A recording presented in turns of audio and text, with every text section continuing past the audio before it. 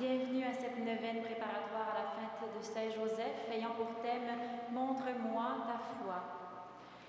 La célébration sera présidée par le Père Claudel Petithomme des religieux de Sainte-Croix et la réflexion nous sera donnée par l'animatrice de la neuvaine, Sœur Doris Lamontagne, petite franciscaine de Marie. Je vous invite à prendre le feuillet de participation numéro 8 pour le chant « Baptisé en Jésus ».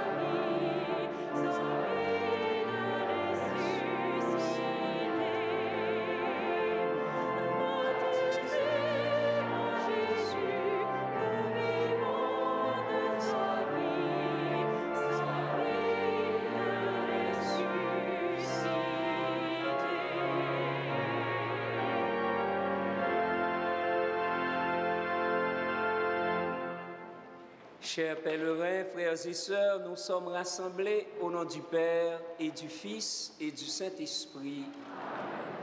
La grâce de Jésus notre Seigneur, l'amour de Dieu le Père et la communion de l'Esprit Saint soient toujours avec vous. Sœurs et frères, la réflexion d'aujourd'hui par Sœur Doris Lamontagne sera une invitation à ajuster notre vie à Dieu. Plus nous aimons le Seigneur, plus nous pouvons aimer en vérité nos frères et sœurs. Ma foi pardonne. C'est en vivant à la manière de notre Dieu que nous portons des fruits principalement ceux de la charité. Jésus nous invite à la prière et à vivre avec lui dans l'Eucharistie pour que nous progressions davantage dans la charité. Sachons accueillir la miséricorde de Dieu qui nous pousse à des dépassements.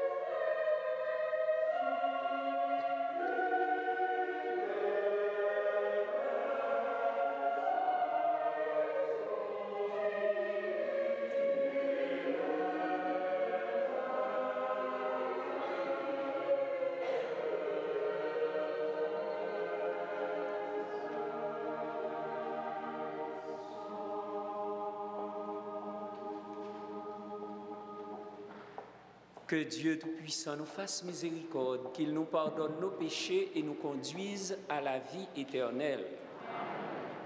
Prions le Seigneur. Répands ta grâce en nos cœurs, Dieu de bonté, que nous sachions refréner nos désirs terrestres pour mieux entendre ta parole. Par Jésus-Christ, ton Fils, notre Seigneur et notre Dieu, qui règne avec toi et le Saint-Esprit maintenant et pour les siècles des siècles.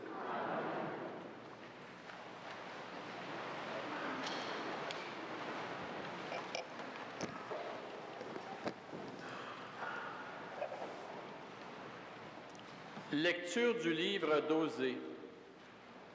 Reviens, Israël, au Seigneur ton Dieu, car tu t'es effondré par suite de tes fautes. Revenez au Seigneur en lui présentant ses paroles. Enlève toutes tes fautes et accepte une belle offrande. Au lieu de taureaux, nous t'offrons en sacrifice les paroles de nos lèvres. Puisque les Assyriens ne peuvent pas nous sauver, nous ne monterons plus sur des chevaux. Ils ne nous diront plus à l'ouvrage de nos mains. Tu es notre Dieu, car toi seul as compassion de l'orphelin. Voici la réponse du Seigneur. Je les guérirai de leur infidélité. Je leur prodiguerai mon amour, car je suis revenu de ma colère. Je serai pour Israël comme la rosée, il fleurira comme le lys, il étendra ses racines comme les arbres du Liban. Ses jeunes pousses vont grandir, sa parure sera comme celle de l'olivier, son parfum comme celui de la forêt du Liban. Ils reviendront s'asseoir à son ombre, ils feront revivre le blé, ils fleuriront comme la vigne, ils seront renommés comme le vin du Liban. Éphraïm, peux-tu me confondre avec les idoles? C'est moi qui te réponds et qui te regarde. Je suis comme le cyprès, toujours vert, c'est moi qui te donne ton fruit. Qui donc est assez sage pour comprendre ces choses, assez pénétrant pour les saisir? Oui, les chemins du Seigneur sont droits. Les justes y avancent, les pécheurs y tombent. Parole du Seigneur.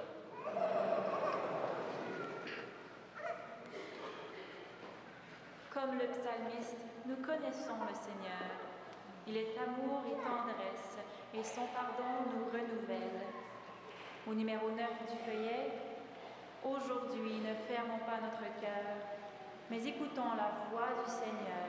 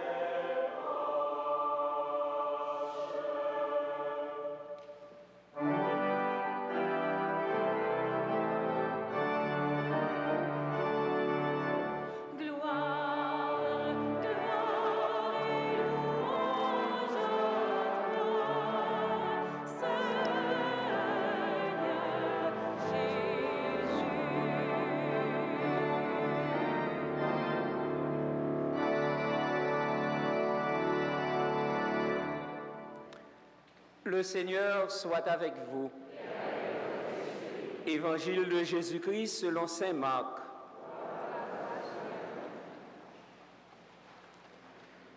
Un scribe s'avança vers Jésus pour lui demander « Quel est le premier de tous les commandements ?»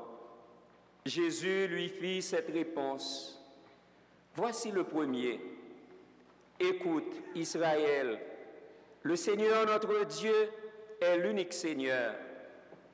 Tu aimeras le Seigneur ton Dieu de tout ton cœur, de toute ton âme, de tout ton esprit et de toute ta force. Voici le second. Tu aimeras ton prochain comme toi-même. Il n'y a pas de commandement plus grand que cela. » Le scribe reprit, « Fort bien, maître, tu as raison de dire que Dieu est l'unique et qu'il n'y en a pas d'autre que lui. L'aimer de tout son cœur, de toute son intelligence, de toute sa force, et aimer son prochain comme soi-même, vaut mieux que toutes les offrandes et tous les sacrifices. » Jésus, voyant qu'il avait fait une remarque judicieuse, lui dit, « Tu n'es pas loin du royaume de Dieu. » Et personne n'osait plus l'interroger.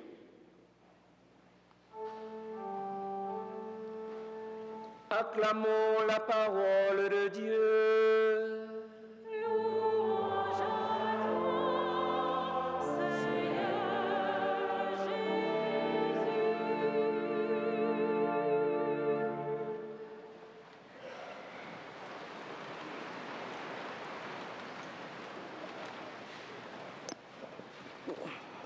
Bonsoir tout le monde. Ce soir, nous en sommes à Ma foi pardonne. Ma foi pardonne tombe un vendredi.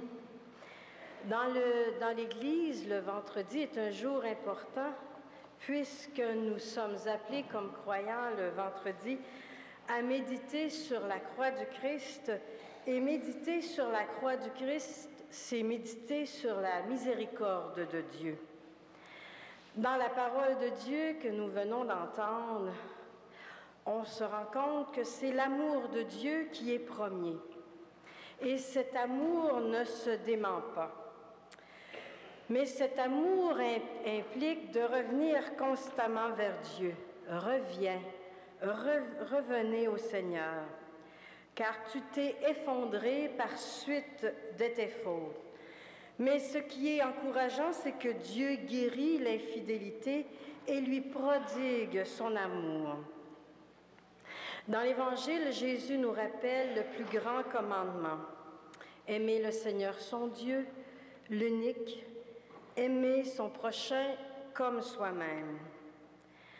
Dans le Yucat, il est dit que la foi est une force surnaturelle dont nous avons besoin pour atteindre le salut. Nous nous sommes rappelés cette semaine avec Ma Foi sauve que c'est Jésus qui nous a obtenu la réconciliation, qu'il nous a sauvés. Par son sang, il a scellé une nouvelle alliance entre Dieu et l'humanité. Par lui, avec lui et en lui, nous avons été réconciliés. Et saint Paul l'avait bien compris lorsqu'il dit « Le Fils bien-aimé nous obtient par son sang la rédemption, le pardon des fautes. » Oui, la foi est une force surnaturelle. C'est le don de Dieu, souligne saint Paul. Le frère André l'avait bien saisi, ce don surnaturel, lorsqu'il dit « Comment peut-il y avoir encore tant de péchés dans le monde après que le Seigneur nous a donné tant d'amour par sa passion? » Dans nos vies humaines, nous expérimentons l'amour, nous expérimentons le pardon. Et plusieurs d'entre vous qui êtes pères et mères de famille, combien de fois avez-vous pardonné à vos enfants des bêtises, des erreurs, des fautes? Et sûrement que dans l'expérience conjugale, le pardon est une donnée courante, comme en communauté d'ailleurs. Mais nous nous mesurons à nos limites humaines et si l'amour pour une personne nous rend capables de pardonner, nous sommes conscients que cet amour a des limites et que nous avons besoin de cette force surnaturelle pour parfois arriver à pardonner comme le Christ lui-même a pardonné. La réponse ultime de Dieu à la cruauté humaine est l'offrande de son Fils. Pour nous, chrétiens, la mort du Christ en croix révèle la victoire définitive de l'amour sur la haine et la violence. Le pape Jean-Paul II, qui fut un grand apôtre de la miséricorde, a vécu la guerre, la violence lorsqu'il était en Pologne. Et Jean-Paul II va dire que la limite imposée au mal, c'est la miséricorde. Jean-Paul II a bien saisi ce que Jésus a dit lorsqu'il est en croix et qu'il dit « Père, pardonne-leur, car ils ne savent ce qu'ils font. » Arrêtons-nous au pied de la croix avec ce Jésus, le Nazaréen, un juste, quelqu'un qui a fait le bien, en qui on ne trouve aucun motif de condamnation, qui est arrêté, outragé, condamné, flagellé, couronné d'épines. Lorsqu'il est cloué sur la croix, Jésus implore la miséricorde de Dieu sur le péché de l'humanité. Père, pardonne-leur, car ils ne savent ce qu'ils font. Implorer le pardon devant autant de souffrances et d'atrocités, devant autant de violences gratuites, ce n'est que parce que Jésus se sait profondément aimé du Père qu'il est capable d'implorer pour nous le pardon sur toute l'humanité. Il est revêtu de cette force surnaturelle et c'est ce qui va faire dire au centurion qui est témoin de la scène, vraiment, cet homme est le Fils de Dieu. La miséricorde de Dieu nous est acquise en Jésus-Christ, mort et ressuscité pour nous. Tout au long de sa vie, Jésus a révélé cet amour miséricordieux par sa vie, par ses actions. Et l'évangéliste qui nous en a plus parlé, c'est l'évangéliste selon saint Luc, qu'on dit d'ailleurs l'évangile de la miséricorde.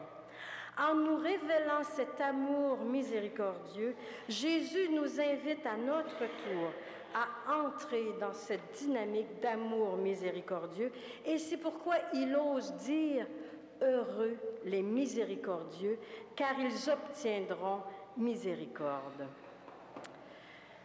Comment faire le lien avec Joseph? C'est la question que je me suis posée.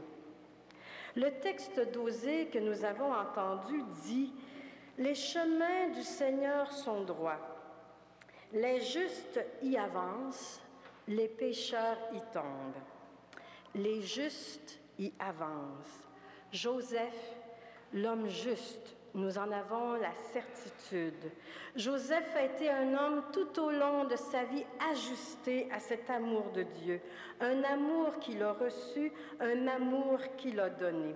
C'est pourquoi l'Église a reconnu en Joseph, on l'a reconnu comme patron de l'Église de notre temps et comme gardien du mystère du salut, puisque Joseph s'est consacré tout au long de sa vie à servir Jésus, celui par qui la miséricorde nous a été obtenue. Donc, par l'intercession de Joseph, demandons la grâce de vivre dans cette justice, dans cet ajustement continu à la volonté de Dieu, puisque par Joseph, la miséricorde infinie de Dieu a été révélée à toute l'humanité. On peut comprendre ici la proximité du frère André avec Joseph dans la dynamique de cette miséricorde. Si on parcourt la vie du frère André, il aurait eu bien des raisons d'en vouloir à son prochain. Cet homme a resté habité d'une sérénité et d'une grande foi. Le frère André a été vraiment un homme de miséricorde. Il a bien mis en pratique « Bienheureux les miséricordieux, ils obtiendront miséricorde ». On peut lire « Frère André savait qu'on le critiquait parfois, mais il répondait là-dessus qu'il faut pardonner aux autres si l'on veut se faire pardonner par le bon Dieu, dit-il. Il priait pour ses adversaires. Tout ce que je sais, c'est que si ses adversaires s'étaient présentés à lui, le frère André les aurait reçus avec bienveillance. Le frère André, grâce à sa foi inébranlable, a été revêtu de cette force surnaturelle qui l'a rendu capable de pardonner à ceux et celles qui ont pu l'offenser. Dans un psaume de l'Ancien Testament, nous lisons « À leurs voisins, ils parlent de paix, alors que la haine est dans leur cœur. » Comme croyants, nous sommes invités à convertir, à nous revêtir de cette force intérieure pour nous ouvrir à la douceur de Dieu, à sa miséricorde qui veut prendre racine en nos vies, pour convertir tout ce qu'il peut y avoir de haine et d'aigreur et de ressentiment. Parce que j'imagine que vous êtes un peu comme moi. Souvent, on aurait envie d'appliquer la loi du talion, œil pour œil, dent pour dent. Quand on te frappe, ça serait le fun de... Mais nous sommes appelés à être miséricordieux comme le Père a été miséricordieux. Et pour s'inscrire dans cette dynamique de la miséricorde, nous avons d'abord, je vais dire, 3 lieux de réconciliation intérieure pour s'ouvrir à cette douceur, à cette miséricorde. Le premier lieu de réconciliation est d'abord avec nous-mêmes. S'émerveiller d'être la créature de Dieu, comme on sait s'émerveiller devant un coucher de soleil, devant la mer. Donc, s'émerveiller d'être la créature aimée de Dieu. Tu aimeras le Seigneur, ton Dieu, de tout ton cœur et ton prochain comme toi-même. S'émerveiller d'être créé par Dieu, comme créature dans l'ensemble de la création. Se réconcilier avec son prochain. Vous allez me dire, ça, Sœur Doris, c'est pas facile. Non. Et se réconcilier, pardonner à son prochain, ce n'est pas toujours oublier. Comme croyant, on ne pourra jamais oublier que le Christ est mort sur la croix. On en a une ici dans l'Église qui nous rappelle le mal subi. Mais nous ne devons jamais oublier le pardon que le Christ a ouvert sur l'ensemble de l'humanité.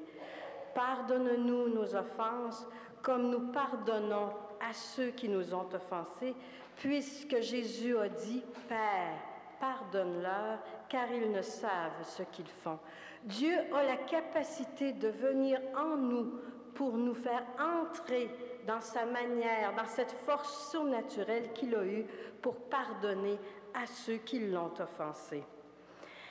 Et finalement, reconnaître, comme on s'est dit cette semaine pour ceux qui y étaient, que Dieu est garant de mon avenir.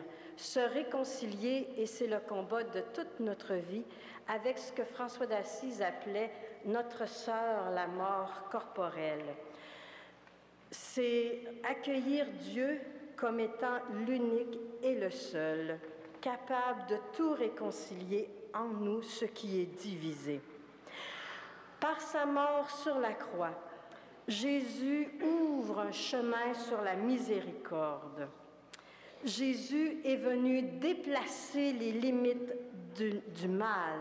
Si vous vous souvenez la citation de Jean-Paul II, la limite imposée au mal, c'est la miséricorde.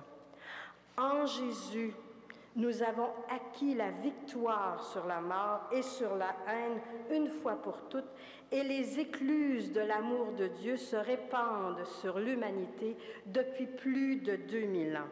Oui, heureux les miséricordieux, car ils obtiendront miséricorde, et nous savons qu'il est possible pour nous d'entrer dans cette miséricorde parce que nous connaissons des témoins, entre autres le frère André et combien d'autres, qui se sont inscrits dans la ligne de cette miséricorde en puisant dans leur foi la force surnaturelle capable d'entrer dans cette dynamique de pardon.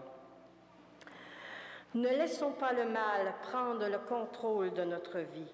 Ouvrons nos cœurs à la miséricorde de Dieu et soyons miséricordieux comme le Père est miséricordieux. Demandons au frère André de nous enseigner le chemin de la miséricorde et d'augmenter notre foi qui nous donne cette force surnaturelle pour pardonner à ceux qui nous ont offensés. Oui, l'amour a fait les premiers pas.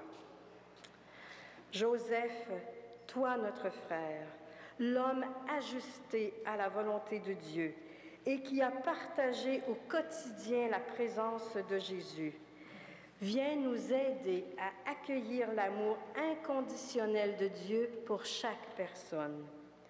Apprends-nous à ne pas juger notre prochain et à développer des relations humaines plus fraternelles.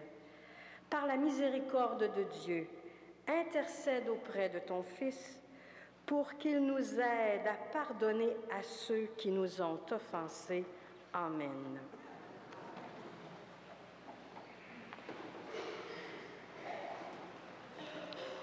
Dans la foi, le Seigneur nous invite à faire l'expérience libératrice du pardon. Il nous invite à aimer et à être aimés. Pour lui, l'amour a fait les premiers pas.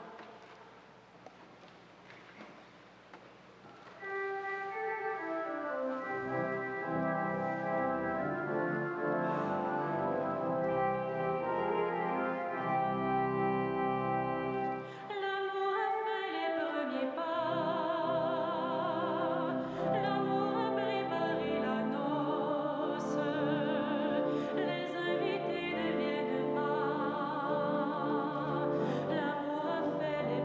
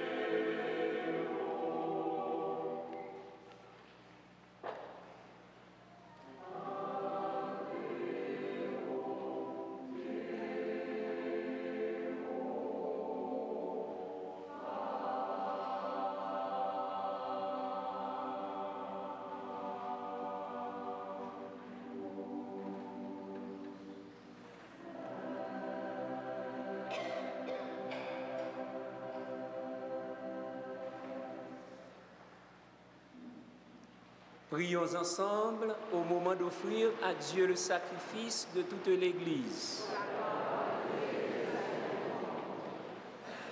Avec ces offrandes, Seigneur, accepte les prières de ton peuple. Et nous qui prenons part à cette Eucharistie, protège-nous de tout mal. Par Jésus, le Christ, notre Seigneur. Amen. Le Seigneur soit avec vous. Élevons notre cœur. Rendons grâce au Seigneur, notre Dieu. Vraiment, il est juste et bon de te rendre grâce, Dieu très saint, car tu ne cesses de nous appeler à une vie plus belle. Toi, Dieu de tendresse et de pitié, sans te lasser, tu offres ton pardon et tu invites l'homme pécheur à s'en remettre à ta seule bonté. Bien loin de te résigner à nos ruptures d'alliance, tu as noué entre l'humanité et toi, par ton Fils Jésus, notre Seigneur, un lien nouveau, si fort que rien ne pourra le défaire. Et maintenant que ton peuple connaît un temps de grâce et de réconciliation, tu lui donnes dans le Christ de reprendre souffle en se tournant vers toi et d'être au service de tout homme en se livrant davantage à l'Esprit Saint. Plein d'admiration et de reconnaissance, nous voulons joindre nos voix aux voix innombrables du ciel pour chanter la puissance de ton amour et la joie de ton salut dans le Christ.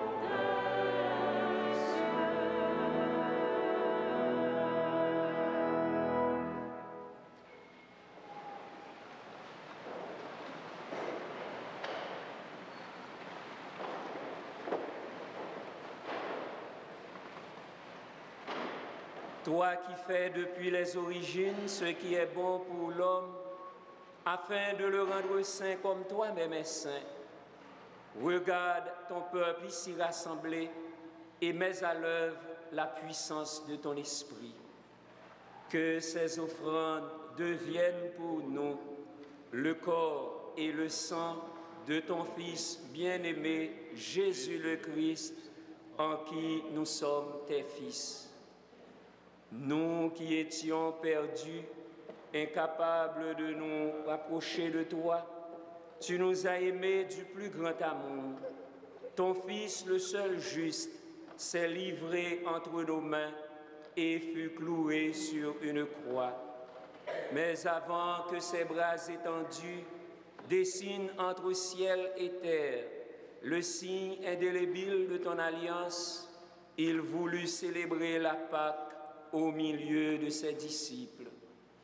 Comme il était à table, il prit le pain, il prononça la bénédiction pour te rendre grâce, puis il le rompit et le donna aux siens en leur disant : « Prenez et mangez-en tous, ceci est mon corps livré pour vous. »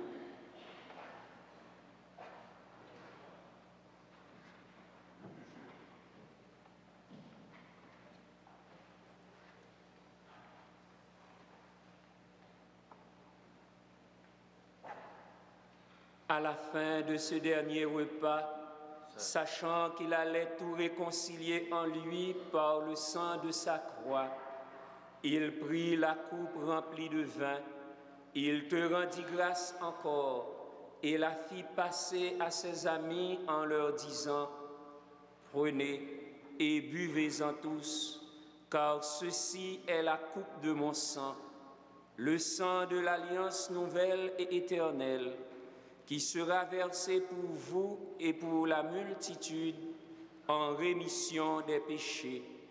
Vous ferez cela en mémoire de moi. »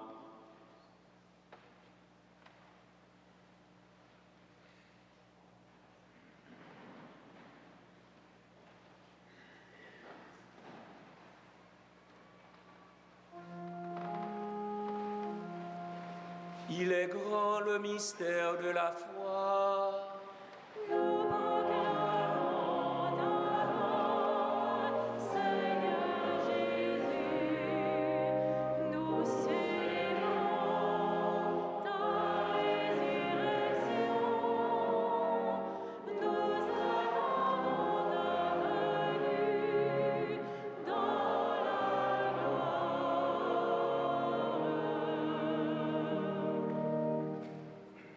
En faisant mémoire du Christ, notre Pâque et notre paix définitive, en célébrant sa mort et sa résurrection, en appelant le jour béni de sa venue et de notre joie, nous te présentons, Dieu fidèle et sûr, l'offrande qui remet l'humanité dans ta grâce.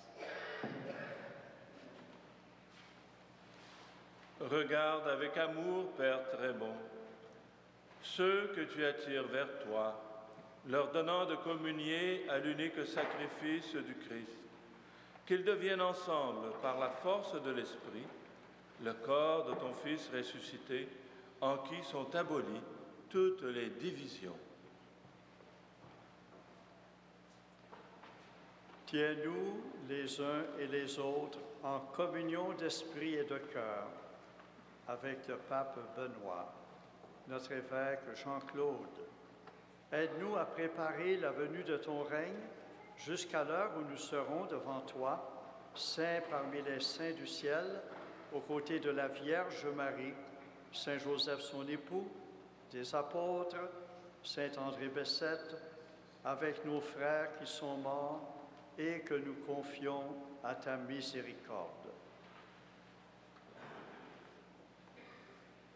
Alors, au cœur de la création nouvelle, enfin libérés de la corruption, nous pourrons chanter vraiment l'action de grâce du Christ à jamais vivant.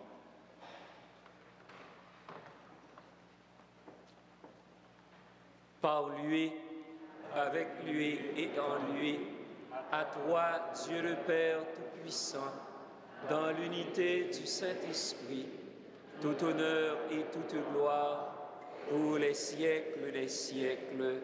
Amen.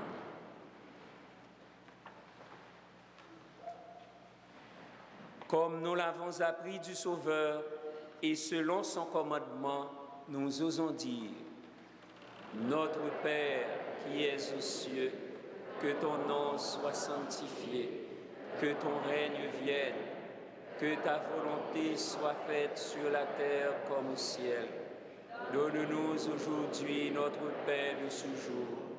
Pardonne-nous nos offenses, comme nous pardonnons aussi à ceux qui nous ont offensés. Et ne nous soumets pas à la tentation, mais délivre-nous du mal.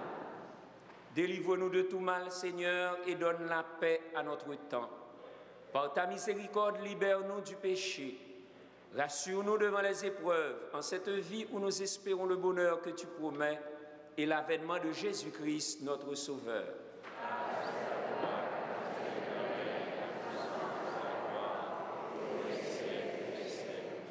Seigneur Jésus-Christ, tu as dit à tes apôtres, « Je vous laisse la paix, je vous donne ma paix. » Ne regarde pas nos péchés, mais la foi de ton Église. Pour que ta volonté s'accomplisse, donne-lui toujours cette paix et conduis-la vers l'unité parfaite, toi qui règnes pour les siècles des siècles. Amen. Que la paix du Seigneur soit toujours avec vous.